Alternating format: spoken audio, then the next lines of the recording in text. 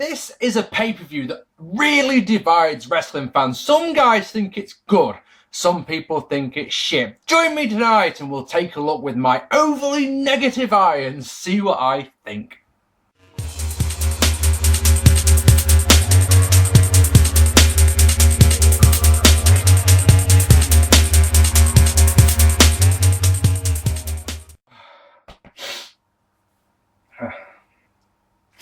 Hello ladies and gentlemen, and welcome to this, another episode of 1998. Was it great? It's November, so we're going to take a look at the 1998 Survivor Series, a deadly game. Go on, sing it with me one time, cause it's a deadly game. There you are, just that one time. Deadly game. Alright, that time as well. No. So you did it, I didn't.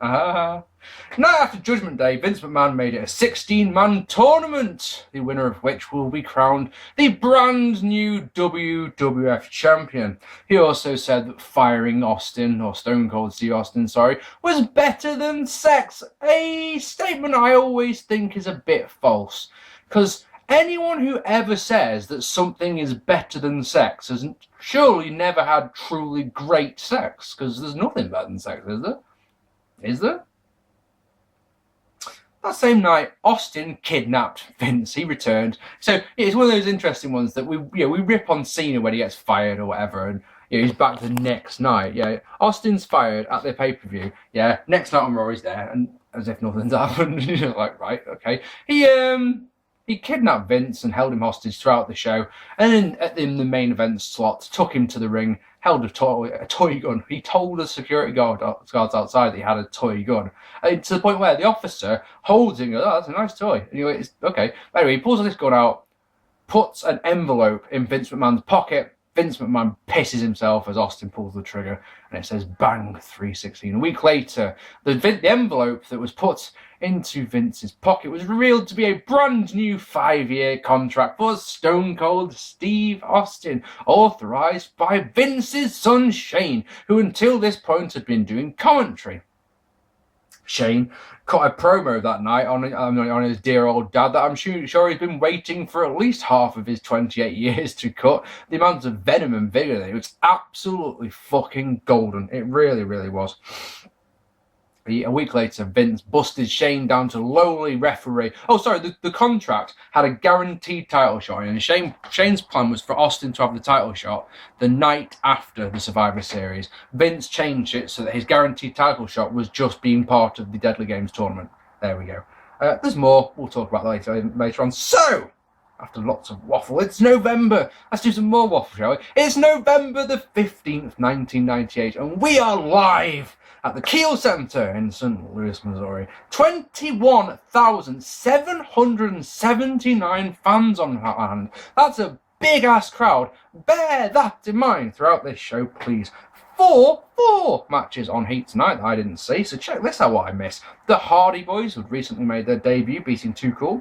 LOD 2000, defeating Hardcore Holly and Scorpio. Val Venus, and defeating Tiger Ali Singh. Hooray! And finally, Gangrel beating Steve Blackman. The opening package for this pay-per-view is very, very good. The Deadly Games is not quite so good. But at the same time, I do like the fact that the pay-per-view's got its own theme music. That is cool. 14 matches on this card tonight, so you're expecting all the first round matches at least to be very, very short. Also, think about this one: these poor people at home who are in the arena, as well as the dark matches, sat through 18 matches. Can you believe that?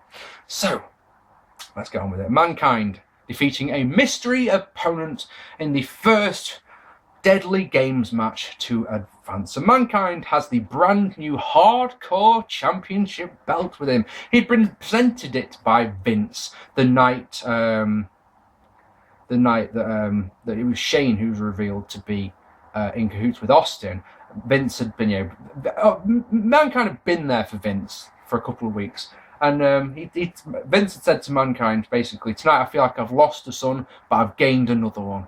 And when Mankind says, "Oh, gee, thanks," Dad, and the Vince's double take is just priceless. So yeah, he's got his hardcore title, and a week after that, Vince made him have a makeover. So he's got his hair, and he's clean shaven, and he's wearing a tuxedo. Isn't that nice? Anyway, the point here is that the mystery opponent, everyone in this arena, all 21,000 people, they know who the mystery opponent is, and they let out vocally who they think it is with a very, very, very, very, very, very, very loud HBK chant. That's who they think it is. Showstopper, hasn't wrestled a match since, of course, WrestleMania. Tonight he returns into the tournament, wins it's fucking Dwayne Gill, isn't it? It's Dwayne Gill. It's Gillberg making his return, because it is his return to the WWF. He has handwritten notes.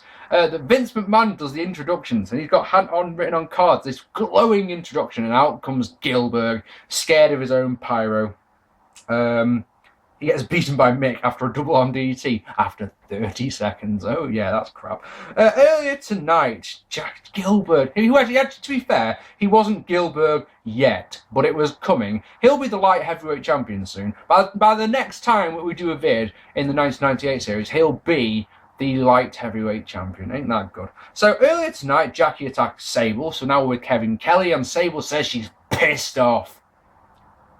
Al Snow defeating Jeff Jarrett in a rubbish Deadly Games match to advance. Jeff Jarrett has his new manager with him, some bird called Deborah McMichael, who I'm sure you remember was Steve Mongo McMichael's wife.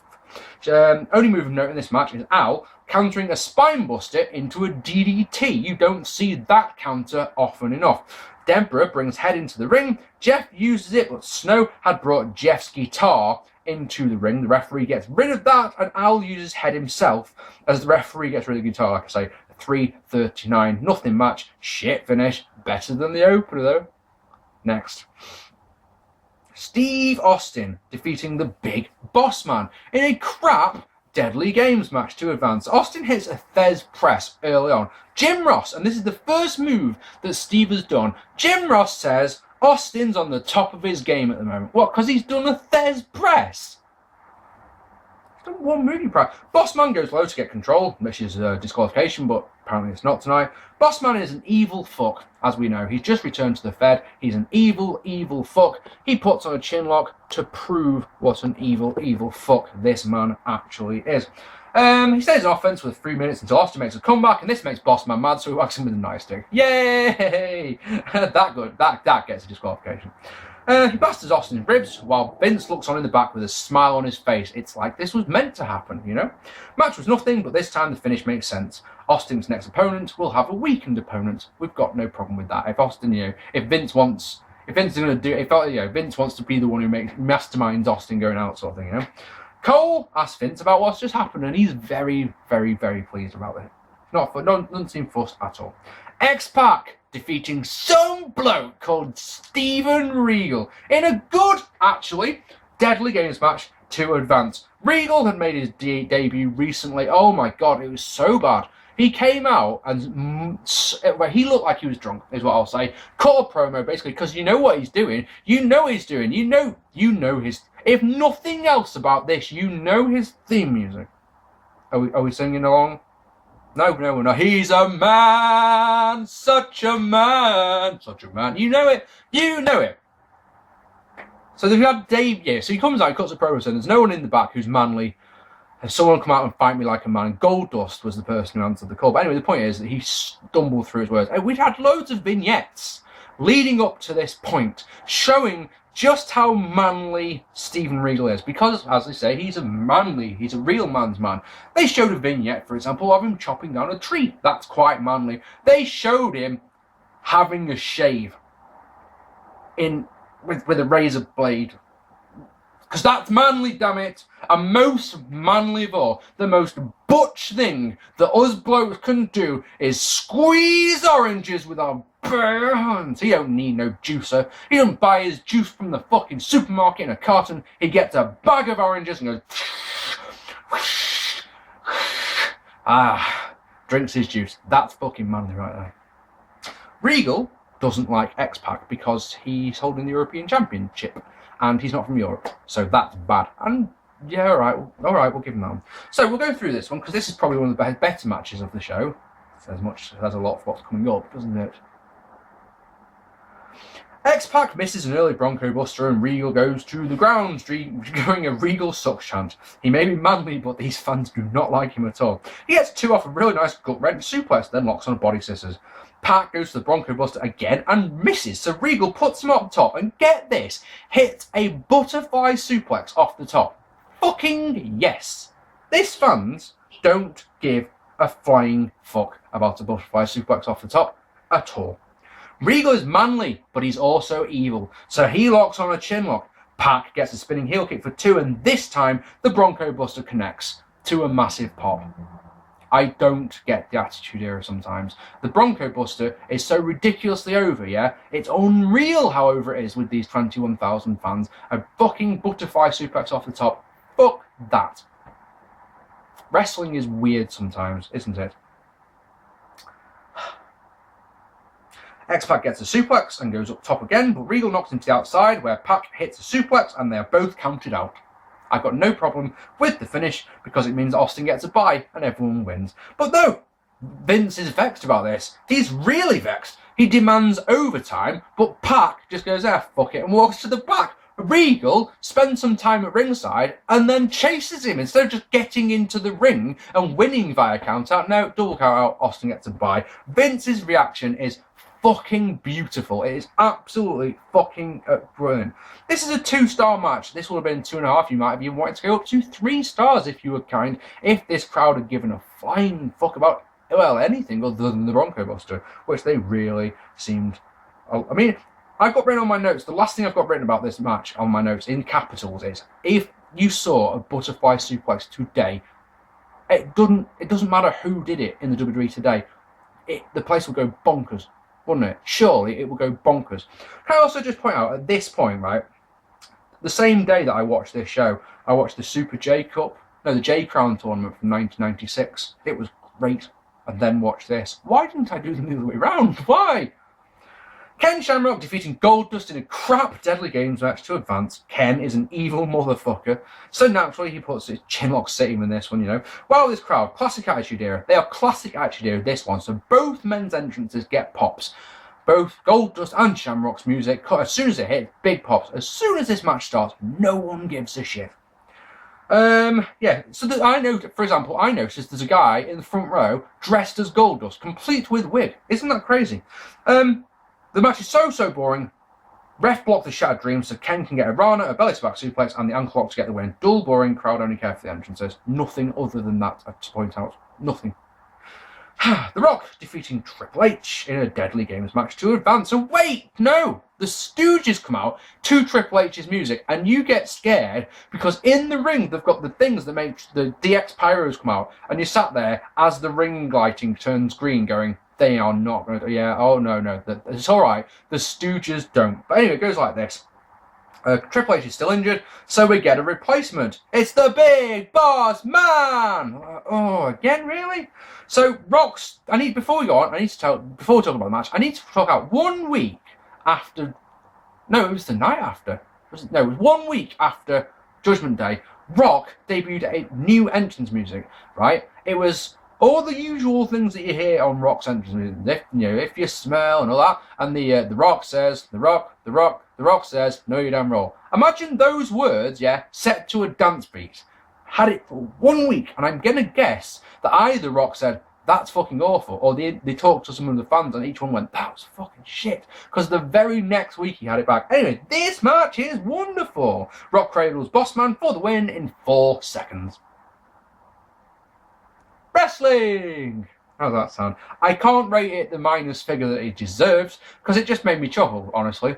And that's another match. How's that sound? So next, The Undertaker defeating Kane in a rubbish Deadly Games quarterfinal to advance after yet another Undertaker versus Kane match. I am so sick of these two fighting each other. So sick of it. The night after Judgment Day, Kane comes out with his little voice. Oh my god, I had this discussion with a friend. I said to him, right, imagine if I came out and cut this promo.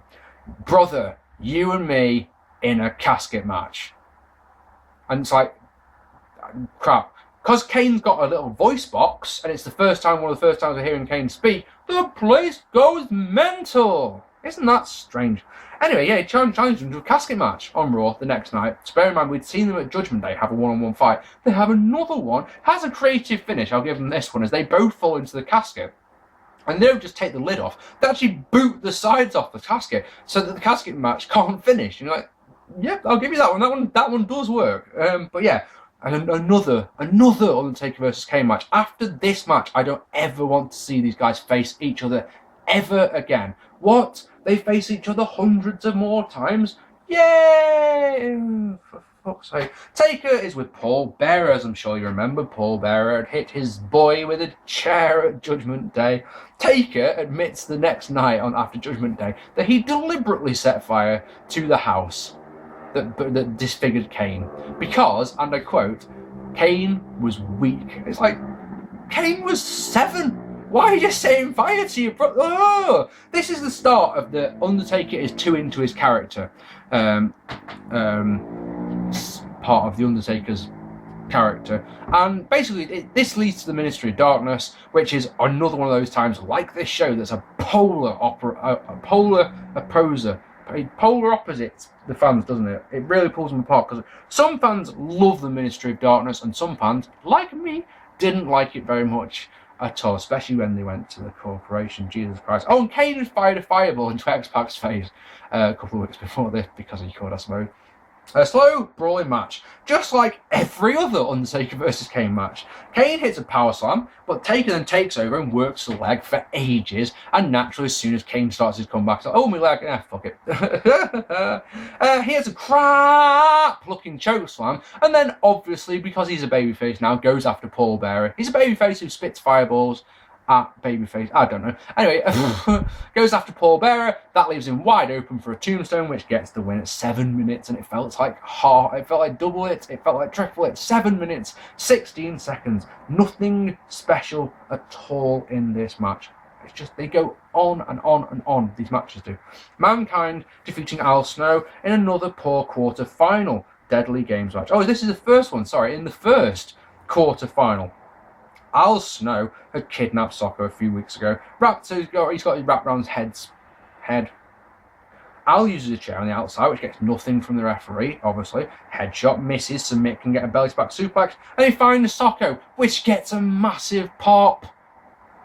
Butterfly suplex off the top, nothing. A sock. Yay! Wrestling fans. Raging Bomb gets 2 for Al Snow, double on DT, and the Socko Claw gets the win for Mankind at 3:55. Yay! How's that sound? These matches are awful. I promise you, I'm not joking here. They are so bad. You may have noticed, if you've looked down below, but if you want to look down below for me, you'll notice that we had quite a run there. 1, 2, 3, 4 dud matches in a row. They were that good. That's how good this show is. Dud after dud after dud. I mean, so far, let's have a look. Dud, half a star, 2 stars, dud. Already, we're in, this show is going to have to do something pretty damn special, isn't it? There's going to have to be a seriously good match here to even make this one worth our time, isn't it? So next is The Rock defeating Ken Shamrock in the other quarter-final match. So, unlike Undertaker versus Kane, these two have fought each other loads of times this year, and I don't mind. Isn't that strange? Back and forth we go. Ken gets a nice suplex. They go outside, where Rock gives us an old favour. We haven't had an opportunity to say this one for quite a while. So, say it loud, say it proud. Rock unleashes with the caffeinated water of doom, which really pisses Ken off, so he launches Rock into the steps. Inside, Ken gets 2 off a leg sweep, crowd are quiet. Jim Ross says it's because they're concentrating intently. Nice try, Jim, unlucky.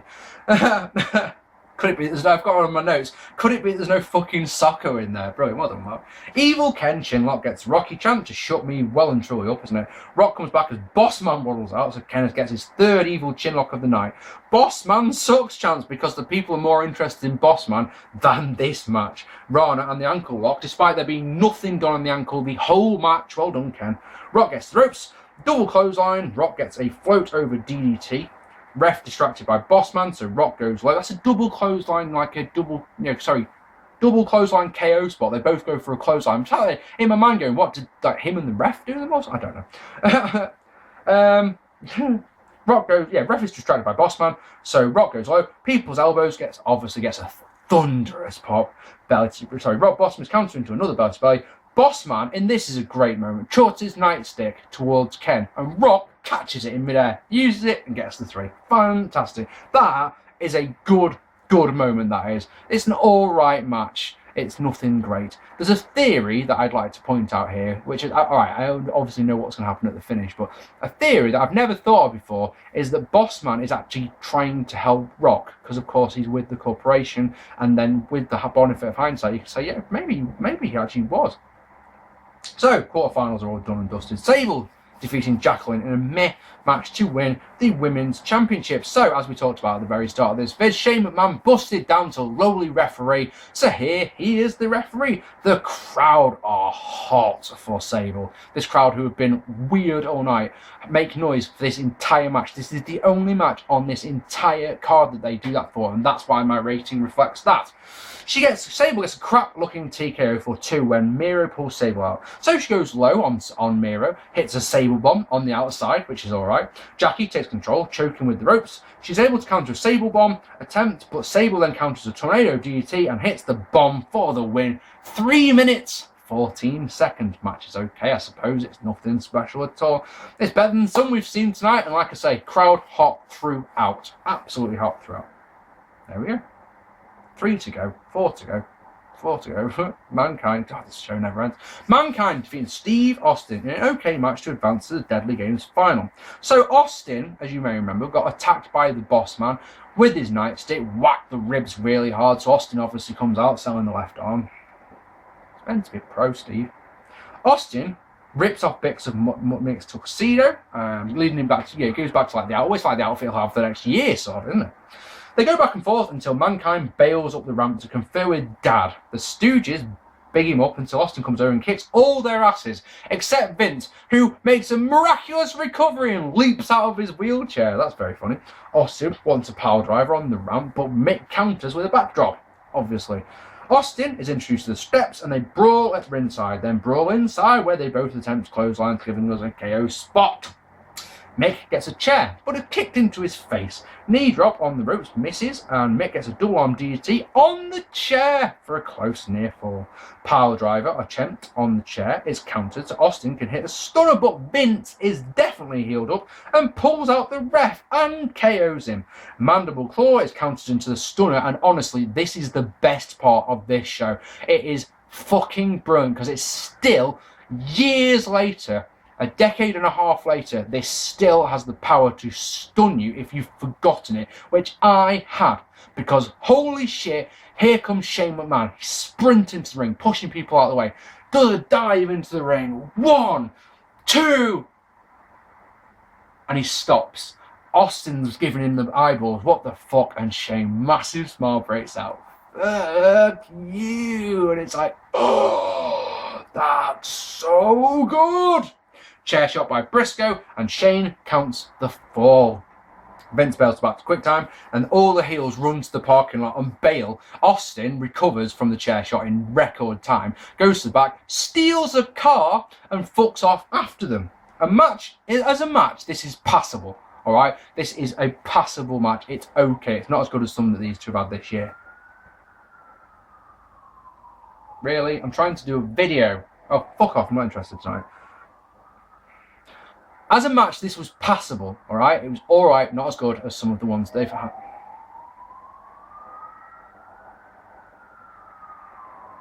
Do you know what's weird? A police car's just gone past, yeah? But it hasn't got its sirens on. Isn't that strange?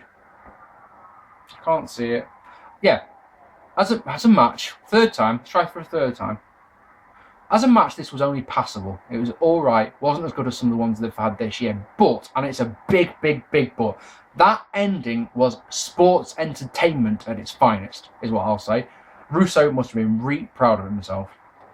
The Rock defeating The Undertaker in the other semi-final to advance to the finals. So Taker batters Rock slowly to silence.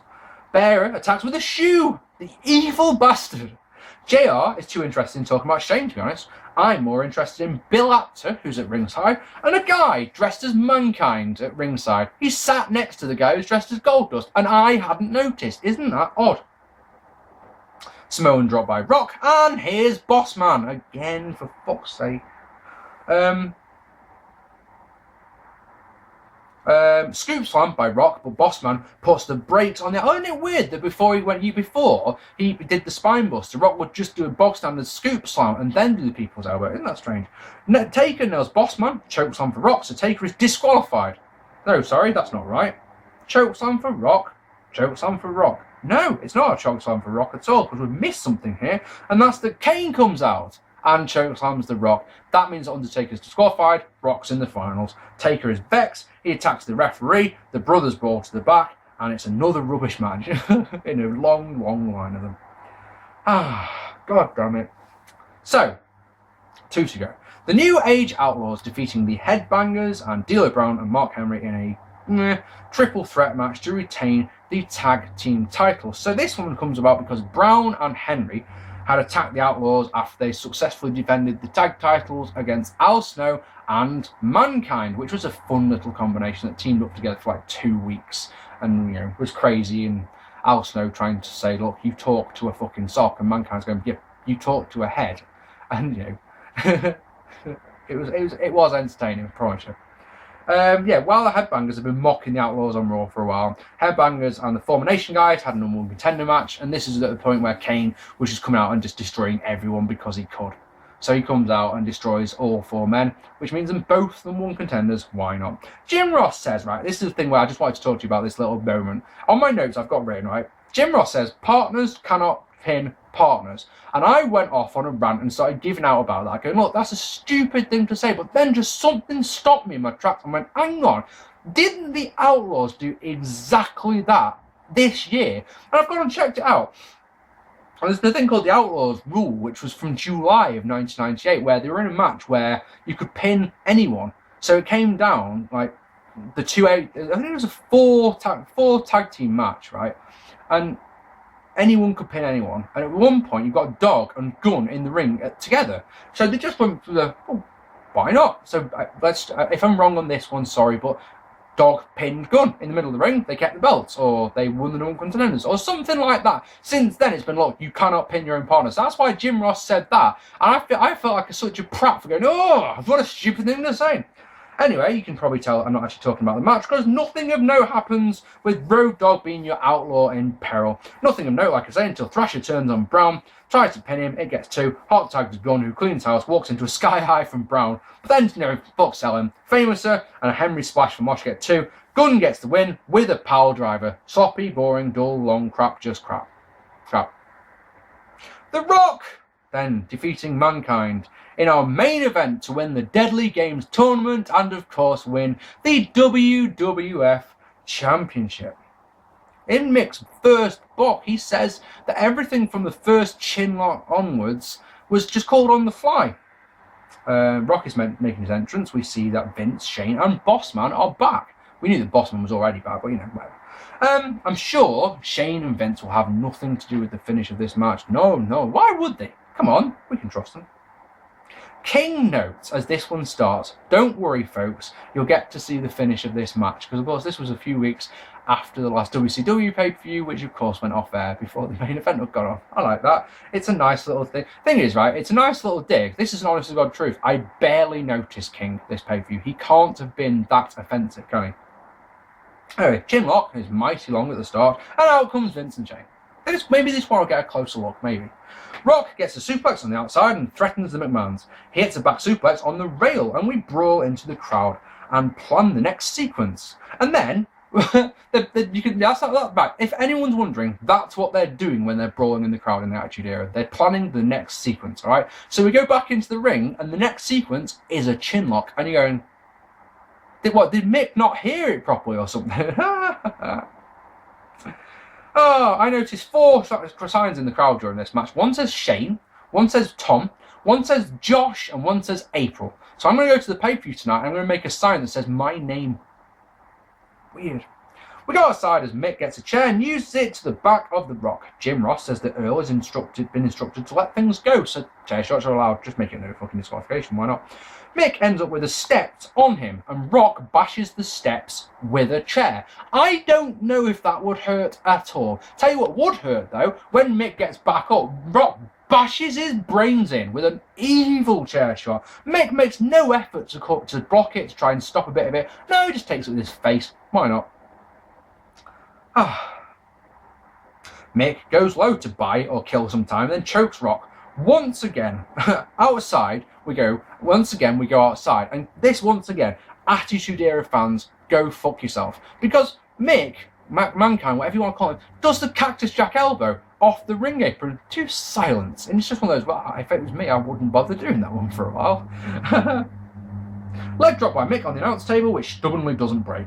Inside, the cover gets 2. Another chin lock by Mick leads to a nice DDT by Rock, and we get a double KO to kill some more time. Outside we go again. This time, Mick goes up onto Brett's rope and tries to do a diving elbow onto Rock, who's next to the announce table. Rock moves out of the way. Mick sails through the announce table. That looks nasty. Our third people's elbow match of the night finally pops this ridiculous crowd, and it gets 2.